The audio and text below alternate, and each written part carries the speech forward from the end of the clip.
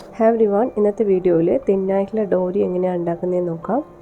ഡോരി ഉണ്ടാക്കാൻ വേണ്ടിയിട്ട് 1.5 ഇഞ്ച് വീതിയുള്ള ക്രോസ് പീസാണ് ഞാൻ എടുത്തിട്ടുള്ളത്. ഇനി ഇത് നേരെ പകുതിയാക്കിയിട്ട് മടക്കിയിട്ടുണ്ട്. എന്നിട്ട് നമുക്ക് എത്രയും വീതി കുറച്ച് സ്റ്റിച്ച് ചെയ്യാൻ പറ്റുമോ അത്രയും വീതി കുറച്ചിട്ട് സ്റ്റിച്ച് ചെയ്തെടുക്കാം. നിങ്ങൾ വീതി കൂട്ടി സ്റ്റിച്ച് ചെയ്യുന്നതിനനുസരിച്ചിട്ട് ഡോരിയുടെ തിക്നെസ്സും കൂടി വരും.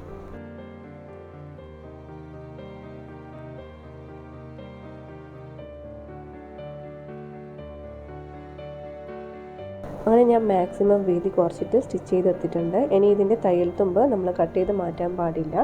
ഇത്രയും തയ്യൽ തുമ്പ് ഉള്ളിലേക്ക് പോകുമ്പോൾ മാത്രമേ നമുക്ക് ഉരുണ്ട് നിൽക്കുന്ന ഡോരി കിട്ടുള്ളൂ. ഇനി ഒരു സൂചി എടുത്തിട്ട് ഞാനിതിൽ 2 സ്റ്റാൻഡിൽ നൂല് കോർത്തിട്ടുണ്ട്.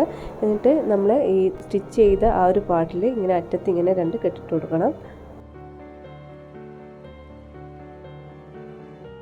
തയ്യൽ തുമ്പ് ഈസി ആയിട്ട് ഉള്ളിലേക്ക് പോകാൻ വേണ്ടിയിട്ട് ഇതിൻ്റെ അറ്റം ഇങ്ങനെ ചിരിച്ച് കട്ട് ചെയ്ത് കൊടുക്കുന്നുണ്ട്. എന്നിട്ട് ഈ സൂചിയുടെ ബാക്ക് വശം നമുക്ക് ഉള്ളിയുടെ കടത്തിയിട്ട് പുറത്തേക്ക് വലിക്കാം. ബാക്ക് വശം ഉള്ളിലേക്ക് ഇടുകയാണെങ്കിൽ നമുക്ക് പെട്ടെന്ന് താഴത്തേക്ക് വലിക്കാൻ പറ്റും.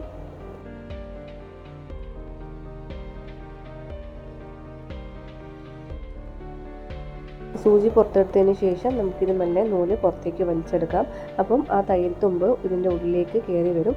അവിടെ കുറച്ച് ടൈറ്റായിട്ടുണ്ടാവും. അത് നമുക്കിങ്ങനെ കൈനെ കൊണ്ട് ജസ്റ്റ് ഒന്ന് നിവർത്തി കൊടുത്താൽ മതി.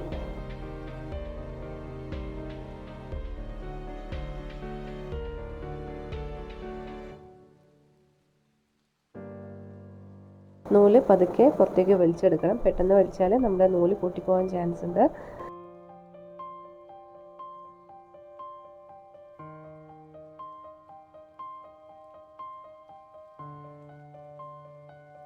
ഈ ഒരറ്റം പുറത്തേക്ക് വന്നാൽ ഇനി നമുക്ക് ഈസി ആയിട്ട് പുറത്തേക്ക് വലിച്ചെടുക്കാൻ പറ്റും.